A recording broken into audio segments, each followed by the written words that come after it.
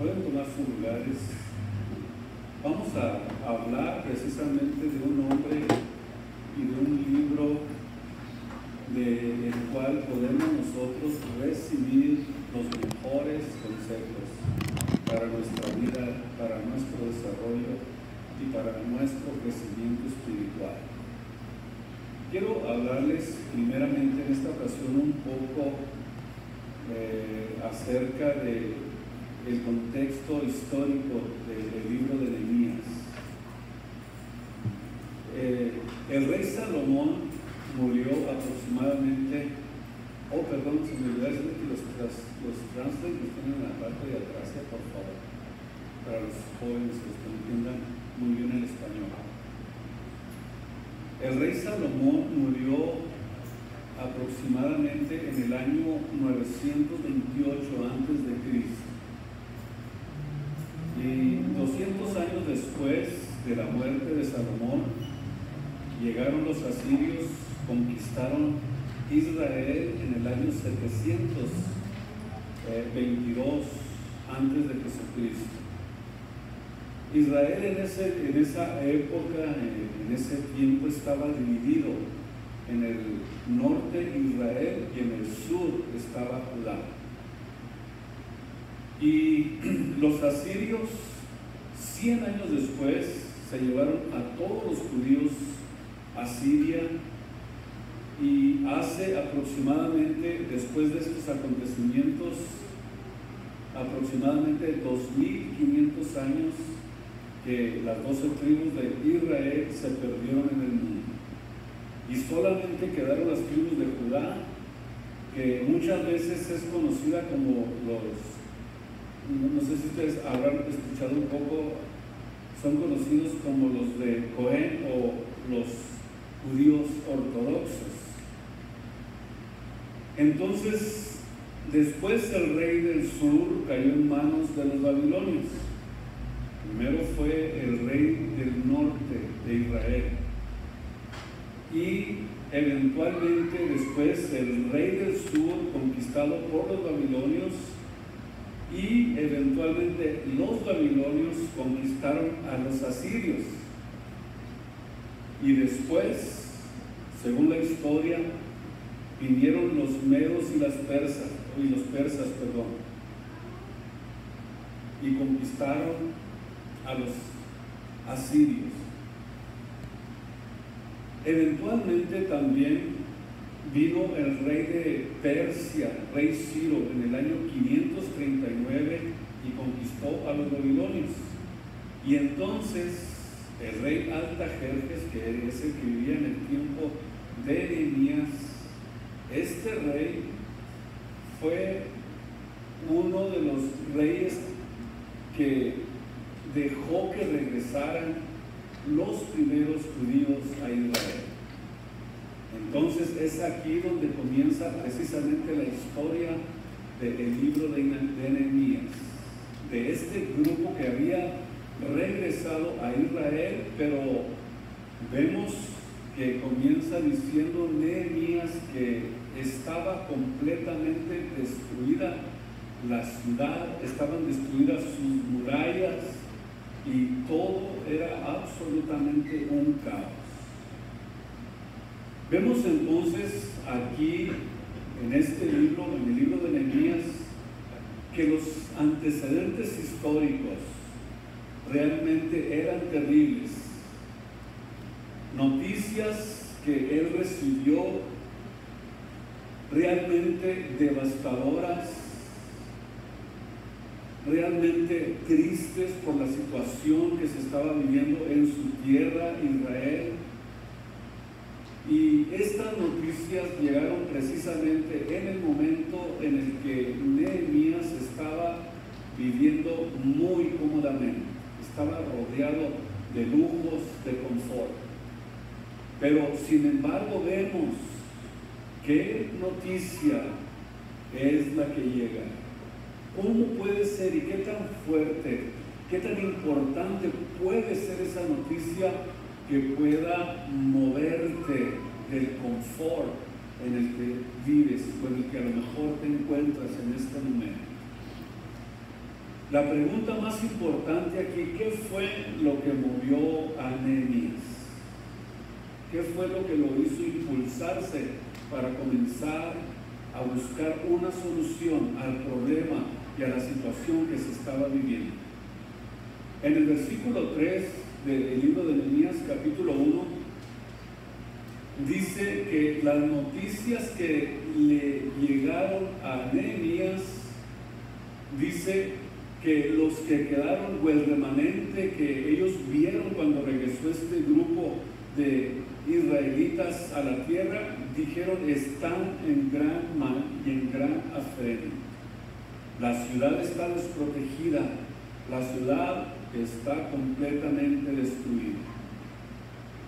Sin embargo, vemos en la Biblia que Nehemías inmediatamente sintió en su corazón una carga, un pesar, sintió que tenía que hacer algo. Y dice la Biblia que Nehemías lloró y ayunó amargamente por la situación del pueblo de Israel.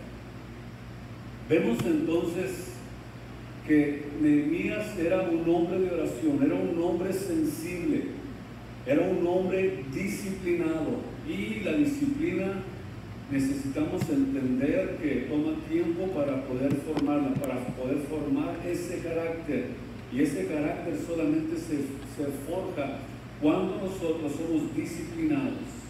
La oración y el ayuno son precisamente la disciplina que nosotros necesitamos para poder nosotros imponernos en contra de nuestra carne y de sus deseos. En el versículo 5 de esta porción que estamos viendo, dice: y dijo Nehemías, ruégote, oh Jehová, Dios de los cielos, fuerte, grande y terrible, que guarda el pacto y la misericordia, y los que le aman, y en los que le aman y guardan sus mandamientos. Versículo 8 y versículo 9. Acuérdate ahora de tus palabras que ordenaste a Moisés tu siervo, diciendo: vosotros prevaricaréis y os esparciré por todos los pueblos, o por los pueblos, por todos lugares. Pero versículo 9, mas os volveréis a mí y guardaréis mis mandamientos y los pondréis por obra. Si fuere tu lanzamiento hasta el cabo de los cielos, de allí yo os juntaré y los traeré al lugar que escogí para que habitaran, y para habitar allí mi nombre. Aquí encontramos algo que es sumamente impresionante acerca del corazón de Dios. Todos nosotros, en el caminar con nuestro Señor Jesucristo, de alguna forma o de alguna manera, en alguna época de nuestra vida, nosotros nos hemos apartado de Dios. O al menos que digas que tú eres un hombre perfecto y que siempre has servido muy fielmente a Dios. Pero quiero decirte que en algún tiempo, en alguna época de nuestras vidas, nos hemos apartado de Dios. Quizás 2 meses, 3 meses, 1 año, 2 años. Pero si tú eres un cristiano verdadero, o sea, si tú eres un cristiano realmente regenerado por el Espíritu Santo, a esto vemos que la Biblia le llama la apostasía. En algún momento sucedió esto en nuestras vidas. Y hay apóstatas que nunca regresan a los caminos de Dios, nunca vuelven a retomar el camino. Y otros sucede como lo sucedió quizás al apóstol Pedro, después de haber apostatado en contra de Jesús, negándole. La Biblia vemos que esto lo declara como un pecado realmente, donde él experimentó el dolor y la amargura de lo que significa hablar o apostatar en contra de Jesucristo. Lo mismo le sucedió a Judas, pero vemos que lejos de arrepentirse, él prefirió suicidarse, prefirió acabar con su vida. vemos que este es el mismo pecado que los dos cometieron, pero sin embargo Pedro reconoció su error, reconoció que había fallado contra Dios, que había pecado contra Dios. Y al decir la Biblia que lloró amargamente por su pecado, quiere decir que realmente sintió la carga y el dolor del pecado. Pero Dios, quiero que sepas en esta mañana que Él te dice algo que es muy importante y que pueden convertirse realmente en buenas noticias para tu vida. Estas son algo de las buenas noticias. Si te has alejado de Dios, si tal vez has entrado en una etapa de tu vida donde has permitido que el alcohol tome el control de tu vida, que las drogas, que el placer te haya alejado de tu relación con Dios, o robaste, o a lo mejor quizás defraudaste a alguien, o quizás cometiste adulterio, fornicación, no importa lo que hayas hecho. Si tú desde este momento escuchas este mensaje, Dios te quiere traer a Él. Dios quiere restaurar todo lo que hayas perdido. Vean ustedes la promesa de Dios. Si te esparcieres, si te alejares, si te fueres lejos, si tú realmente has sido un cristiano regenerado, la promesa de Dios, yo te voy a volver a levantar, te voy a volver a traer a mí, para que seas luz a las naciones, para que seas tú realmente mi testigo en este mundo lleno de tinieblas. Cualquiera que fuera la situación, cualquiera que fuera el pecado que hayas cometido, si tú realmente eres un cristiano regenerado, que recibiste el perdón de tus pecados, que fuiste y probaste del don celestial, de lo que es vivir experiencias espirituales con Dios, Dios te dice, te voy a traer a mí. Y esto es cuánta gracia de Dios. Algo que nosotros a lo mejor con nuestra capacidad, con nuestra mentalidad no lo podemos entender, pero la gracia de Dios es precisamente la que nos dio la salvación, y esa gracia nos cubre, esa gracia es la que nos protege, esa gracia es precisamente la que, aunque te alejes de Dios, Él te va a traer nuevamente a ti. Qué gracia y qué gran amor es de Dios para con nosotros. A esto realmente pudiéramos decirle, a esto se le llama la gracia de Dios, que es capaz de restaurar, de perdonar, de levantar al caído, y que aunque haya en este momento a lo mejor pura ruina en tu vida, que no veas la salida, que te sientas desprotegido, que ya no tienes paz, que ya no tienes esperanza, con todo eso dice la Biblia, yo te voy a levantar para que seas luz a las naciones. Esa es la promesa de nuestro Dios y Salvador. ¿Cuánta gente yo he oído y he encontrado diciendo, ay, pues ese hermano robó, hizo esto, hizo lo otro, fuchi, como que no es parte de tu vida, como que quieres sacarlo fuera de tu vida y de tu entorno? ¿O será que a lo mejor eres tan perfecto que nunca te has equivocado, que nunca has caído? ¿Y saben por qué la gente es así de juzgona? Porque están amargados y creen que son mejores que los demás. Creen que ellos son superiores a los demás, que los demás o que otras personas, y que lo que conocen es de Dios, precisamente no lo pueden comprender. En el Salmo 37:24, ven ustedes la promesa de Dios, y esto es muy glorioso y muy importante que ustedes y yo lo comprendamos en esta preciosa y gloriosa mañana. Salmo 37:4 dice que cuando cayere el justo, ¿qué dice la Biblia? No va a quedar postrado. Cuando el justo caiga, no va a quedar derrotado, no va a quedar postrado, porque Dios es el que lo sostiene. Esto es impresionante. Aquí es donde precisamente nos damos cuenta que la gracia de Dios es realmente la que está haciendo el trabajo que nosotros no podemos entender. En el Salmo 145, versículo 14, dice la Biblia que Él sostiene a los que caen y levanta a todos los que están de alguna forma siendo oprimidos. Escuche esto, es una promesa preciosa de parte de nuestro Dios. Aleluya. Sostiene a todos oprimidos. O sea que en el momento de tristeza, en el momento de opresión, en el momento de angustia, en el momento de devastación, lejos de nosotros estar buscando quien nos critique, estamos mejor buscando una mano amiga que nos levante.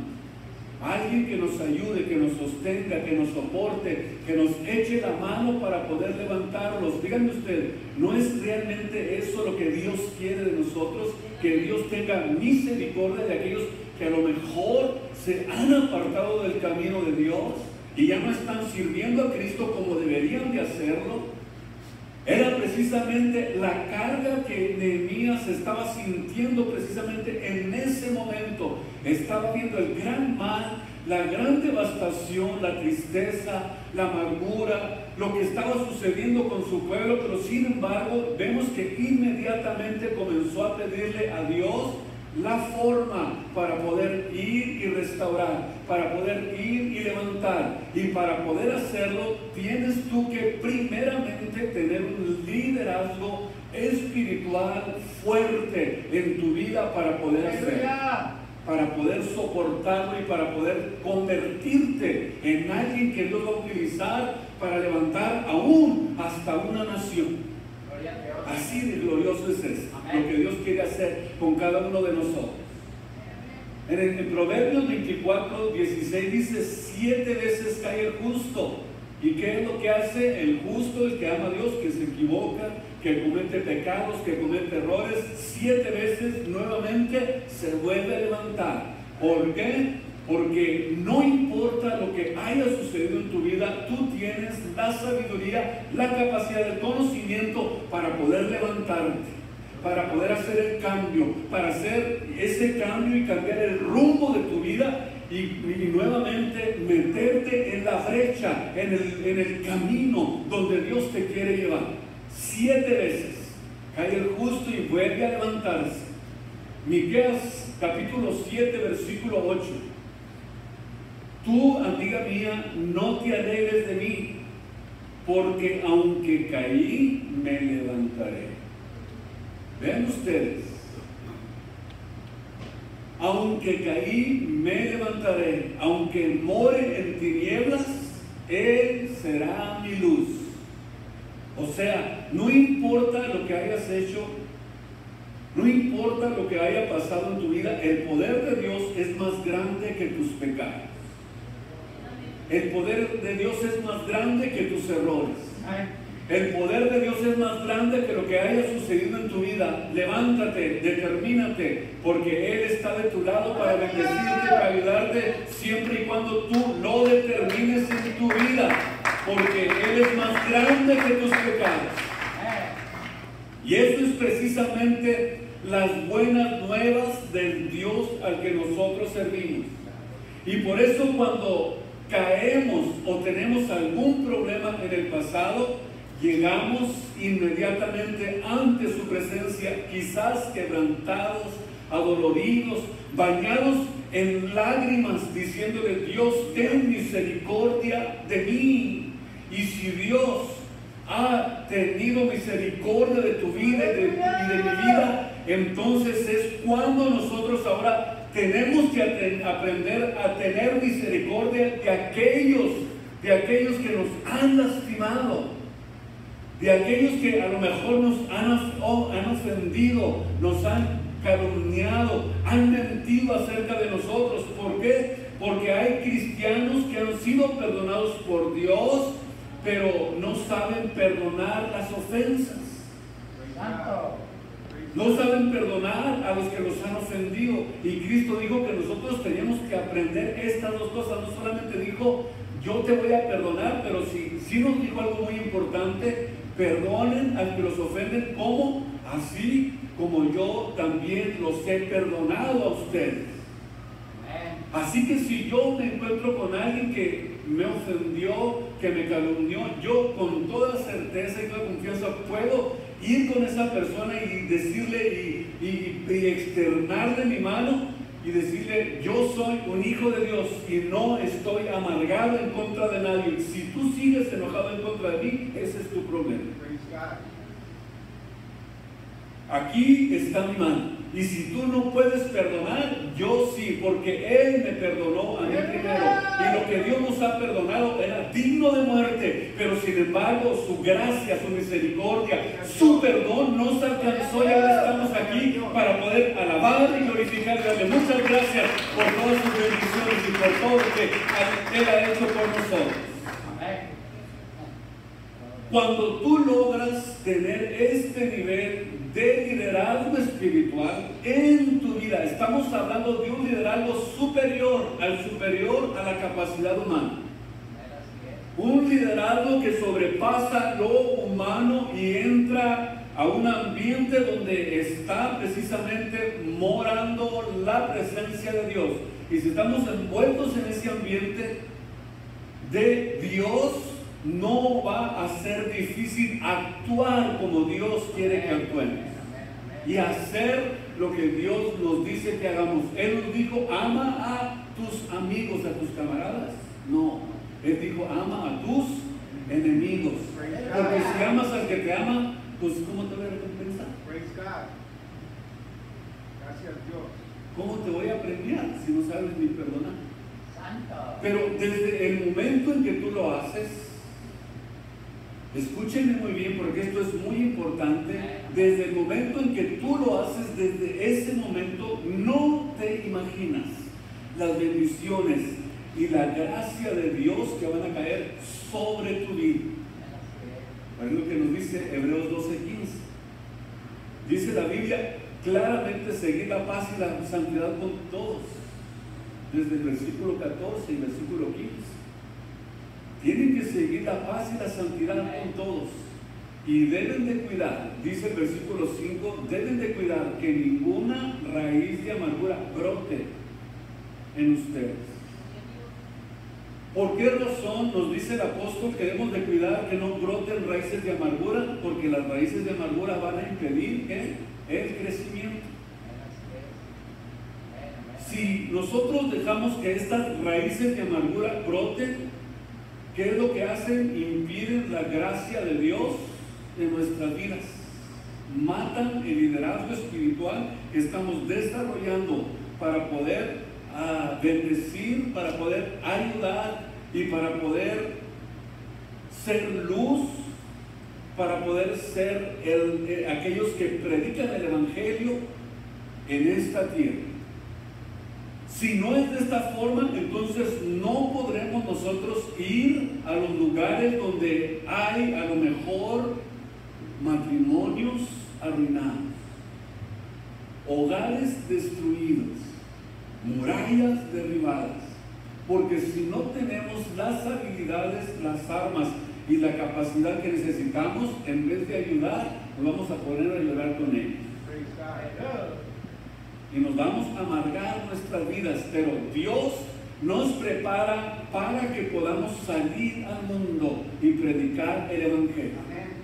Por eso dice la Biblia que tenemos que seguir la paz y la santidad con todos, porque sin ella no vamos a ver a Dios. Pero no solamente eso, sino que debemos de cuidar que ninguna raíz de amargura comience a brotar y nos impida a nosotros salir y convertirnos en la solución del mundo. O sea, somos la única luz aquí en esta tierra. ¿Sabía usted eso? Que somos la única luz. En medio de las tinieblas, los hijos de Dios en este mundo alumbran como luminares en el mundo, porque Cristo dijo que éramos nosotros la luz del mundo. Nosotros sois la luz del mundo y nosotros tenemos que alumbrar en las tinieblas de las que estamos rodeados en este mundo. Gracias Dios, porque Él nos prepara y Él es el que hace la obra en cada uno de nosotros. En esta oración Nehemías nos muestra que conocía a Dios y dice: eres tú un Dios que guardas el pacto. Un pacto es una relación con la que Dios trata con el ser humano. Óigame bien, basado en el carácter de Dios y no en nosotros. Si Dios esperara que nosotros cumpliéramos, óigame bien, el pacto, yo estoy seguro que nos fuera muy mal, nos fuera como enfermo, nos fuera muy mal por la naturaleza caída que tenemos. Y estamos ahora nosotros dentro de un pacto de sangre, un pacto que Dios cumplió, un pacto que Cristo llevó a cabo, un pacto cumplido, un pacto donde lo único que tenemos nosotros que hacer es aceptar esa sangre, entender que Él murió por mis pecados en mi lugar y que Él hizo todo lo que yo tenía que hacer para yo poder entrar en ese pacto en el que Dios me quiere llevar. Él cumplió fielmente. Dios no esperó a que nosotros cumpliéramos porque sabe que somos imperfectos. Así que Él mismo tuvo que venir para cumplir ese pacto. Y dice la Biblia que en su sacrificio todas las fiestas, todas las ordenanzas que nos eran contrarias, todo aquello que la ley mandaba, Cristo los cumplió al pie de la ley. Y ahora Dios nos dio la libertad. Y ahora Dios nos hace responsables a nosotros de nuestro liderazgo espiritual, porque estamos edificando una casa, cada uno de nosotros. Estamos edificando una casa donde nosotros estamos siendo los arquitectos, los constructores, los que estamos recibiendo las instrucciones, y que todas las instrucciones que nosotros estamos recibiendo tenemos que aprender a ponerlas por obra. Si Dios te dice, ponlo aquí, ponlo ahí, haz esto, haz lo otro, nivela, prepara. Y eso es precisamente lo que venimos a hacer cuando nos reunimos a este lugar, porque estamos edificando nuestra casa, estamos levantando murallas de protección en nuestra vida diaria, en nuestra comunión con Dios, con la que diariamente nosotros estamos trabajando, los hijos de Dios. Esto es precioso. Esto es algo que cada uno de nosotros debe de aprender para poder entender que la gracia y el sacrificio que Cristo derramó en la cruz del Calvario no fue en vano, y vino a cumplir un pacto que nosotros no podíamos cumplir, y que a través de ese pacto Dios nos está dando a nosotros la capacidad, el entendimiento de saber hacia dónde vamos, qué es lo que somos, hacia dónde nos dirigimos. Estoy seguro de lo que Dios quiere de mí. Y eso debe de tener cada cristiano y cada hijo de Dios, esta seguridad que debe de existir entre los hijos de Dios. Y ahora en el nuevo pacto encontramos esto, que si tú te arrepientes de tus pecados hoy, si al oír la palabra de Dios no te endureces, si al escuchar el mensaje de nuestro Señor Jesucristo no te endureces, no endureces tu corazón, dice la Biblia que la sangre de Cristo nos limpia de todo pecado. Y dice la Biblia que Él sepulta en lo más profundo de la mar todos nuestros pecados y nunca jamás se vuelve a acordar de ellos. La sangre de Cristo nos libra de toda maldad. Aleluya. Gracias, Dios. Esto es la gracia y la misericordia de Dios. A lo mejor hay ruinas que tenemos que en esta tarde analizar y decir, Señor, ayúdame. Ahora, en esta última parte de la oración nos revela algo muy importante. Y esto es con el fin y el propósito de que podamos nosotros avanzar en la vida, en la gracia de Dios. Versículo 11. del capítulo 1 del libro de Nehemías.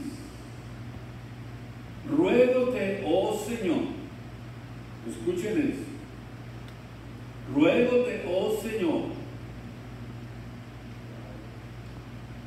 que ahora esté tu oído atento a la oración de tu siervo y a la oración de tus siervos, quienes desean temer tu nombre. Ahora te pido que me concedas hoy próspero suceso a tu siervo y dale gracia delante de aquel varón o delante del rey Artajerjes, para que pueda hallar gracia delante de él. ¿Quiénes desean temer o reverenciar tu nombre? Comienza diciendo Nehemías. Y aquí aludió a que Jerusalén es el lugar en el que Dios había escogido para que morara allí su nombre, según el versículo 9.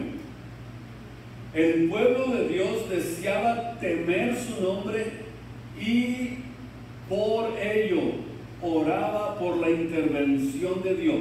Concede ahora próspero suceso, o sea, éxito a tu siervo, y dale gracia para que cuando yo esté delante del rey Artajerjes, hace referencia a este rey, y anticipaba que consideraba pedirle su ayuda.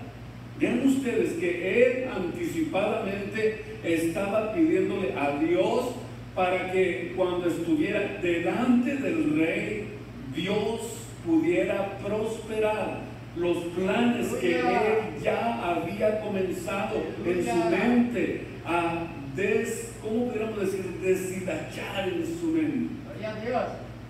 Inmediatamente. Eso quiere decir que tenía la intención de pedir ayuda, y esto como acompañante del monarca en sus comidas, como el copero, tenía una ventaja singular para poder presentarle todas las peticiones al rey. Porque el rey no solo le debía la vida a el copero, a Nehemías. La razón es porque el copero siempre buscaba todas las bebidas por si estaban envenenadas, arriesgando así su propia vida. Si no quieres que llegara a convertirse una persona como un copero, en una persona que pudiera ser tan cercana y tan confidente del rey, realmente era una posibilidad impresionante que él tenía. De que esta relación que él llegó a tener de una forma tan impresionante, al convertirse como en alguien que todos los días tenía la relación con él, la plática, y que se interrelacionaban, entonces quiere decir que un copero tenía todas estas posibilidades de tener un acercamiento tan profundo, y estaba él preparándose para poder decirle al rey qué es lo que él deseaba y qué es lo que él quería, para poner por obra lo que Dios ya había puesto como una carga en su corazón. ¿Y qué sucede? Que Dios empleó de una forma sobrenatural este empleo que él tenía para poder relacionar a un gentil y a un judío. Utilizó a un judío para liberar a su pueblo, y utilizó a un gentil para que le diera todo lo que necesitara para poder ir a hacer el trabajo que se requería. Notemos, no era la primera vez que Dios hacía eso. Dios en el pasado había trabajado de esta forma, como lo hizo con Daniel. también como lo hizo con Esther y con Mardoqueo. Dios utilizando a un gentil y a un judío para llevar a cabo sus planes. Entonces, cuando Nehemías vio estas posibilidades, Nehemías dijo: necesito dos cosas. Número uno, necesito tu dirección y tu gracia. O sea, necesito gracia y éxito, Señor, en esto que te estoy pidiendo. Es muy impresionante poder mirarlo así. En Proverbios capítulo 3, versículo 3, vemos las virtudes de la misericordia. Y esto es precisamente a lo que estaba precisamente apelando Nehemías. Gloria a Dios. Qué precioso es ver cómo la Biblia, la palabra de Dios, nos muestra y nos enseña de qué manera nosotros podemos alcanzar todas las promesas de Dios si nosotros utilizamos las habilidades y la sabiduría y la capacidad espiritual. ¿Qué dice la Biblia? Misericordia y verdad no te desamparen, átalas a tu cuello. Átalas a tu cuello, escríbelas en la tabla de tu corazón. Aquí están, pudiéramos decir, claramente ilustradas las virtudes de la misericordia y de la verdad que proceden de Dios. O sea, deben venir a formar parte de nuestras vidas, deben de convertirse en algo que nosotros lo tenemos como un estilo de vida, interior y exteriormente, en nuestra conducta, para todos aquellos a los que están a nuestro alrededor. Vean esta gracia y esta misericordia como un adorno de Dios, como cuando trae una pulsera colgando. Aleluya. ¿Y qué es lo que usted está mostrando? Está mostrando lo que usted quiere que vean. A lo mejor es de oro o a lo mejor nomás pintado de oro, pero es un adorno que quiere que todos vean. Dios nos dice: ata estas dos cosas en tu cuello para que vean la hermosura espiritual exterior, tanto exterior como interiormente. Santo. Como tema de nuestra meditación y de nuestra salvación, como parte de lo que Dios está haciendo con nuestra vida. Tenemos que mostrar lo que Dios ha hecho con nosotros. No podemos ocultar lo que Cristo ha hecho en nuestros corazones. En Deuteronomio capítulo 6, versículo 5, vean ustedes lo que dijo Dios acerca de esto, para que nosotros aprendamos y conozcamos cómo es que nosotros podemos entender lo que Dios está haciendo en nuestra vida espiritual, en nuestro interior, y que ese interior que está lleno de la gracia, de la misericordia, del agradecimiento de Dios, se convierte en algo que nosotros estamos mostrando al mundo, porque es lo que Dios hizo con nosotros. Y cuando nosotros nos mostramos al mundo, estamos mostrando la luz de Cristo, estamos mostrando lo que Dios es capaz de hacer con aquellos que le aman, con aquellos que le creen a Él, con aquellos que han creído en Él. Dios le dijo a Israel: amarás al Señor tu Dios con todo tu corazón, con todas tus fuerzas, con toda tu alma, con todo tu poder. Y estas palabras que yo te mando hoy estarán en tu corazón.